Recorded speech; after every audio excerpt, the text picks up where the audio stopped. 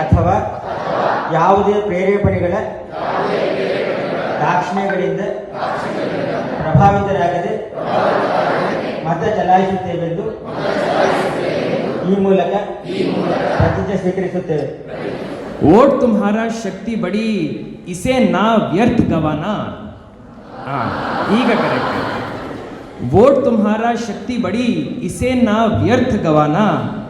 देश की तकदीर है इसमें अपना फर्ज निभाना. एक एक वोट से वेट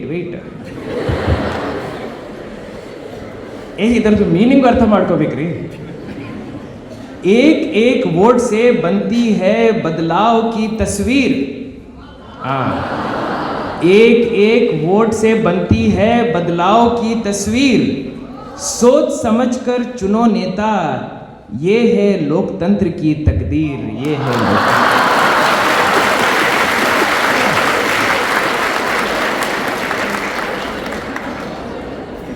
ರೈಮ್ ರಿದಮ್ ಎಲ್ಲ ಚೆನ್ನಾಗಿತ್ತು, ಮೀನಿಂಗು ಚೆನ್ನಾಗಿದೆ. ಭಾಳ ಯೋಚನೆ ಮಾಡಿ ನಮ್ಮ ನಾಯಕರನ್ನು ನಾವು ಆಯ್ಕೆ ಮಾಡಬೇಕು ಅಂತ ಹೇಳಿ ಹಿಂದಿನಲ್ಲಿ ಹೇಳಿದ್ವಿ. ಭಾಳ ಯೋಚನೆ ಮಾಡಿ, ಭಾಳ ಯೋಚನೆ ಅಂದರೆ ಏನು? ನಮ್ಮ ದೇಶದಲ್ಲಿ ಪ್ರಾಬ್ಲಮ್ ಏನಂದರೆ ಜಾತಿ, ಕುಲ, ಮತ ಈ ಒಂದು ಬೇಸಿಸ್ ಮೇಲೆ ನಾವು ಹೋಗಿ ಬ್ರಾಡ್ಲಿ ವೋಟ್ ಮಾಡ್ತೇವೆ.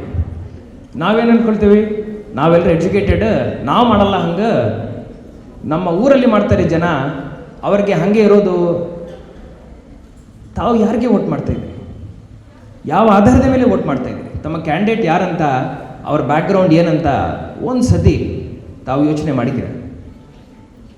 ನಮಗೆ ರೋಡ್ ಸರಿ ಇಲ್ಲ, ಡ್ರೈನೇಜ್ ಸರಿ ಇಲ್ಲ, ಬಸ್ ಕರೆಕ್ಟ್ ಟೈಮ್ಗೆ ಬರ್ತಾ ಇಲ್ಲ ಅಂದರೆ ಅದಕ್ಕೆ ನಾವೇ ಕಾರಣ ಅಲ್ಲ, ನಾವೇ ಯೋಚನೆ ಮಾಡ್ತೇವೆ. 5 ವರ್ಷಕ್ಕೆ ಒಮ್ಮೆ ಸಿಗ್ತಾ ಇರೋ ಪವರನ್ನು, ಆಬ್ಸಲ್ಯೂಟ್ ಪವರನ್ನು ನಾವು ಉಪಯೋಗ ಮಾಡ್ತಾ ಇಲ್ಲ. ಪ್ರವಚನ ಜಾಸ್ತಿ ಆಗ್ತಾ ಇದೆ, ಇರ್ಲಿನ ಆಗ್ಬೇಕು ಮಧ್ಯದಲ್ಲಿ.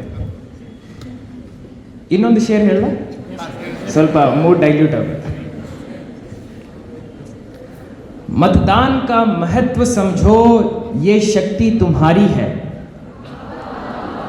ಈಗ ಎಲ್ಲರೂ ಸೆಟ್ ಆಗಿದೆ. मतदान का महत्व समझो, ये शक्ति तुम्हारी है. लोकतंत्र के इस दीपक की लोह तुम्ही से जारी है. हर वोट से बदल सकता है देश का हर एक रंग. हर वोट से बदल सकता है देश का हर एक रंग. सोच समझ कर चुनो नेता, यही जीत तुम्हारी है. यही जीत तुम्हारी. ಈಗ ಮುಗಿಸ್ತೇನೆ. ಆಲ್ರೆಡಿ 2-3 ಭಾಷಣಗಳಾಗಿದ್ದಾವೆ. ಉದಯ್ ಅವರು ಅರ್ಧ ತಾಸು ಮಾತಾಡಿದ್ದಾರೆ. ಯೂತ್ ಪವರ್ ಅಂತ ನಾವು ಹೇಳ್ತೀವಿ. ಯೂತ್ ಪವರ್ ಇದು ಲಾಸ್ಟ್ ಪಾಯಿಂಟ್. ಯೂತ್ ಪವರ್ ಬಗ್ಗೆ ನಾನು ಮಾತಾಡಬೇಕು. ಹೌದು, very powerful. It can change the course of a nation. The power of the youth can change the course of a nation. Change the course ಅಂದರೆ ನಿಮ್ಗೆ ಏನು ಅನ್ಸುತ್ತೋ, ಒಳ್ಳೆ ಡೈರೆಕ್ಷನಲ್ಲಿ ಅಂತನಾ? ಇಟ್ ಕ್ಯಾನ್ ಗೋ ಇದರ್ way. The power of the youth is such that it can make or break a nation. Make ಯಾವಾಗ ಆಗುತ್ತೆ? Intellectual ಪ್ರಾವೆಸ್ನು ನಾವು youth ಆಗಿ ಕರೆಕ್ಟ್ ಡೈರೆಕ್ಷನಲ್ಲಿ ಯೂಸ್ ಮಾಡಿದ್ದೀವಿ ಅಂದರೆ ಮಾತ್ರ ಆಗುತ್ತೆ.